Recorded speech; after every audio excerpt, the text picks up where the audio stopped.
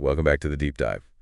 We're all about giving you those actionable strategies, and today we're zeroing in on how to really make your business thrive in Southeast Asia. It's a region ripe with opportunity, but it's also incredibly competitive. Exactly, and to help us navigate this landscape, we're diving deep into omnichannel marketing with insights from David Ho, Principal Architect at Navigator Asia Business. He gave this fantastic presentation, and I think our listeners are really going to benefit from his expertise. Let's jump right in. One of the things that stood out to me was how David emphasizes really understanding the whole ecosystem before you even start crafting your marketing strategy. Right. It's like he says you don't just jump into a game without a game plan first. Exactly. He talks about this concept of a media intelligence command center, which sounds pretty high-tech. It is. Imagine having a real-time dashboard showing you exactly what people are saying about your brand across different channels. And not just your brand, right. You'd also be keeping tabs on what your competitors are doing and any trends popping up in the market. Exactly. AI is like the engine behind this command center. It's sifting through mountains of data to find those patterns and trends that we might miss otherwise. So it's not just about collecting data, it's about making a sense of it all, extracting those golden nuggets of insight. Exactly. And that's where the Consumer Data Platform, or CDP, comes in. It's where all this valuable intel gets organized and transformed into data points that can actually guide your strategy. That data-driven approach is absolutely essential in today's fast-paced world of omnichannel marketing, especially in a region as diverse and dynamic as Southeast Asia. David, many businesses struggle with digital integration. Can you break down the key omnichannel components? David really stresses the importance of a content hub as the foundation of your strategy. It's basically your central repository for all types of content. Articles, blog posts, videos, even podcasts, all the good stuff. So you're building a content library that caters to every stage of the customer journey. Exactly. And of course, you need a solid content management system, or CMS, to keep all this content organized and ready to be deployed across different platforms. It's like a well-stocked armory. So we've got our content ready. But how do we reach our audience in Southeast Asia? We've got such a unique blend of online and offline consumers here. David's point is that it's not enough to just focus on the digital side of things. You need a strong online presence, for sure, your website, YouTube channel, all that. But you shouldn't neglect the offline experience either. Wait, offline? I thought we were talking about omnichannel. Right, but remember, omnichannel means creating a seamless experience across all touchpoints. That includes physical spaces where customers can actually experience your brand firsthand. So like pop-up shops or partnering with local businesses? Exactly. It's about blowing the lines between the digital and physical worlds to create a really holistic brand experience. That's interesting. So you're saying that even in today's digital world, brick and mortar still matters. It can. It depends on your brand and your target audience, but the point is you need to consider all the ways your customers interact with your brand. And let's not forget e-commerce platforms and mobile apps. Those are crucial for reaching a lot of consumers in Southeast Asia. Absolutely. Each channel has its role to play. The key is making sure they all work together seamlessly to deliver a consistent and engaging experience. That's what omnichannel is all about, isn't it? It's about meeting your customers where they are and giving them a unified experience across all touchpoints. Exactly. And then David goes on to explain how paid, earned, and owned media all fit into this omnichannel puzzle. He sees the content hub as the fuel that powers all three. So it's about being strategic, using your content to maximize your reach and really make an impact. Exactly. Think about paid media. This could be anything from social media ads to Google ads, even those big digital billboards you see in public spaces, DOH they call it. And of course, influencer marketing is huge these days. David's point is your content hub provides the messaging and the assets you need to run those paid campaigns effectively. So you're not just throwing money at ads. You're using your content to attract the right audience, people who are already interested in what you have to offer. Precisely. And then there's earned media, which is all about generating buzz and positive coverage for your brand organically. Thanks digital PR, getting featured in news articles, those all-important reviews from happy customers. That's about building credibility, right? People trust recommendations from others, especially when it comes from sources they already follow and respect. Exactly. It's about word of mouth, but in the digital age. And guess what plays a huge role in attracting that positive media coverage? I'm guessing it's the content hub again. You got it. When you create high-quality content that provides real value to your audience, you position yourself as a thought leader. People start paying attention, journalists might reach out, and suddenly you're getting that organic coverage you wouldn't have gotten otherwise. It's like creating a magnet for positive press and attention. Exactly. So we've talked about the content hub, SEO, and how paid and earned media all tie in. What are the key takeaways here? It's all connected. The content hub is at the heart of your strategy. It fuels both your paid and earned media efforts, and it's closely tied to your SEO. These three elements work together to create a really powerful marketing engine. Okay, that makes sense. It's a holistic approach. But speaking of SEO, why is it so crucial for businesses in Southeast Asia, especially if they're just starting out? Well, think about it. SEO is the key to organic growth, which is essential in a region where a lot of consumers rely on search engines to discover new products and services. It's about making sure your website ranks high on those search results pages, especially on Google. So when someone searches for something you offer, your website pops up at the top of the list. Right. It's about visibility. You want to be front and center when potential customers are actively looking for what you have to offer. And how does earned media play into this whole SEO thing? Backlinks, those links from other websites to yours are like gold when it comes to SEO. It's like a vote of confidence. The more quality backlinks you have, the higher your website will climb in those search rankings. Because search engines see those backlinks as a sign that your website is trustworthy and valuable? Exactly. It's a powerful way to attract a wider audience without having to rely solely on paid advertising. It's like building this network of online endorsements that boosts your credibility and visibility in the eyes of both search engines and potential customers. Precisely. Now, to illustrate how this all plays out in real-world scenarios, David analyzed three very different businesses: Buddy Cloud, a pet care company; Green Carbon, which focuses on carbon credits; and AlgaBio, which develops chlorella-based products. What's interesting is that even though they're in such different industries, they all face similar challenges when it comes to omni-channel marketing in Southeast Asia. Right. David emphasizes the importance of conducting a SWOT analysis: strengths, weaknesses, opportunities, and threats.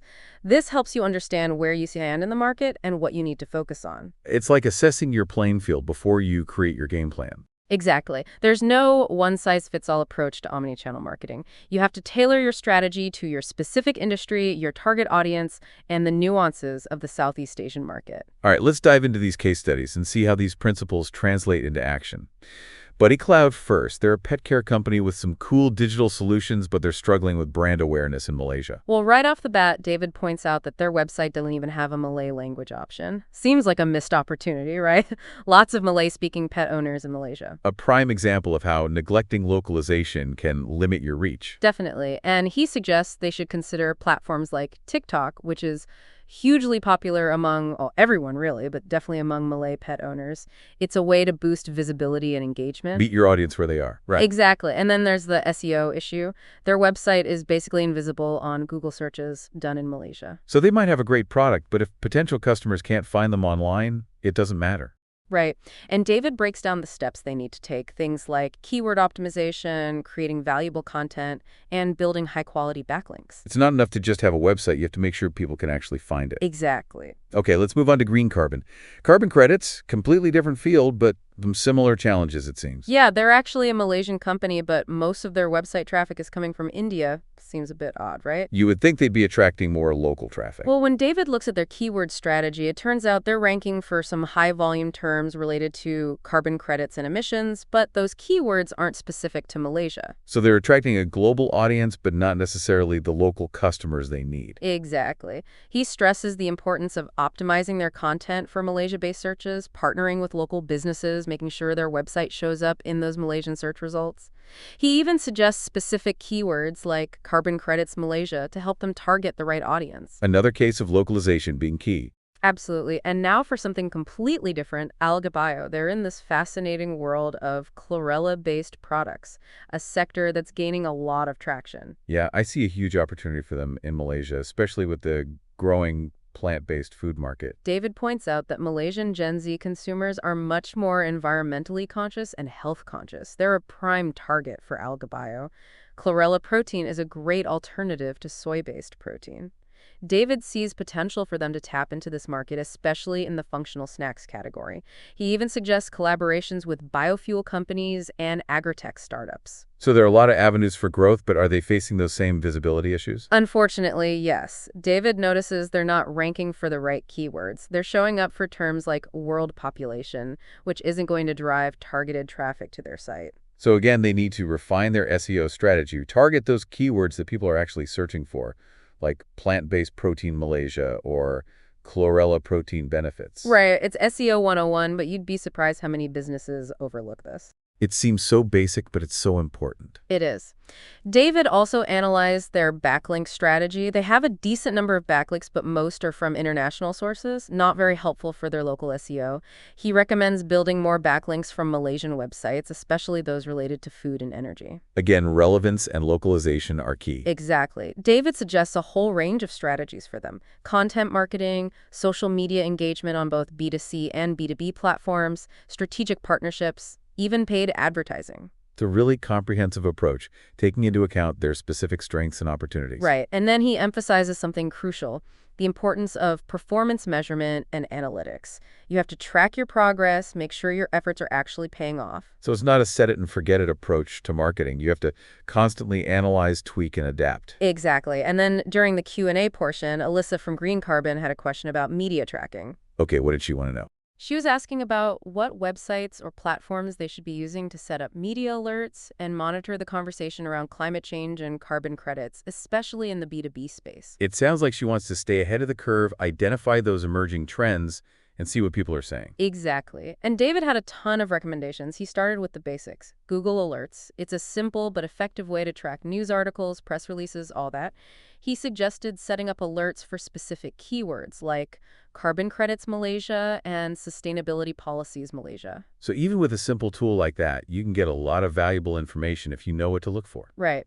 Then he moved on to more sophisticated tools like Meltwater or Brandwatch. They offer real-time monitoring of news, social media, even competitor activity. Those sound pretty powerful, but maybe more for businesses with bigger budgets and dedicated marketing teams? Yeah, they can be, but they offer a level of depth and analysis that can be really valuable if you're serious about staying ahead of the competition. David also emphasized LinkedIn, especially those industry-specific groups, Twitter or X as they're calling it now. And of course, environmental news websites are a good source for in-depth analysis. It's about staying informed. He even suggests keeping an eye on competitor websites and blogs to see what they're up to. A little bit of digital espionage. You could say that. It's about being aware of what's happening in your industry. And he offered to help Alyssa set up a structured monitoring process, which is really generous. It seems Kimura-san from Algabayo also had a question. Yes, Kimura-san was concerned about content creation for B2B marketing. They're worried about having enough resources to consistently create high-quality content, blogs, videos, reports, all that. It can be really overwhelming, especially for smaller businesses. Content creation takes time and effort. Right, and David suggests a bunch of AI and automation tools to help streamline the process. That sounds promising. I'm all for working smarter, not harder. Right. He recommends tools like ChatGPT, Jasper AI, or Copy.ai for writing blog articles and reports.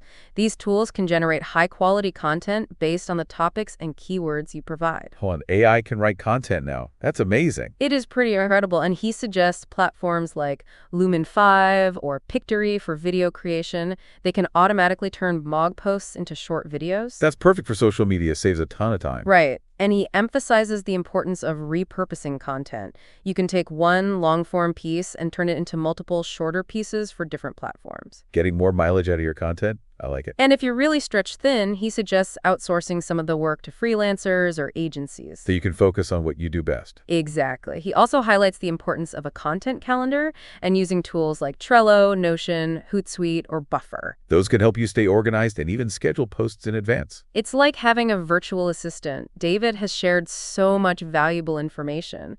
What's next for these businesses? So David has really given these businesses a lot to think about, a whole new way to approach marketing in Southeast Asia. What's next for them? Well, you suggested a follow-up session next month to kind of check in, see how things are going, and address any challenges that might have come up. And David was all for it. He's even offering to create a detailed marketing plan for each business, with specific recommendations for their SEO, content strategy, social media, and a roadmap for media tracking and measuring their results. He's really going all out. It's like he's handing them a customized blueprint for success. So there you have it, folks, a deep dive into omnichannel marketing in Southeast Asia, guided by the brilliant David Ho. We've covered a lot of ground today, from the importance of building a strong content hub to mastering the art of SEO, leveraging paid and earned media, and even harnessing the power of AI to make our lives a little easier. We've learned how important it is to really tailor your approach to the Southeast Asian market, understand those nuances, and always, always let data guide your decisions. I hope this has given all our listeners in Southeast Asia some solid strategies to take your marketing to the next level. And here's a final thought to ponder as you embark on your omnichannel journey. I do love a good thought-provoking question. Lay it on us. How can you leverage the incredible diversity and dynamism of the Southeast Asian market to create an omni-channel experience that truly resonates with your customers and sets you apart from the competition? Think about that. That's a great question. Something to really consider as you build your brand and connect with your audience in this vibrant region. Thanks for joining us on the Deep Dive. Until next time.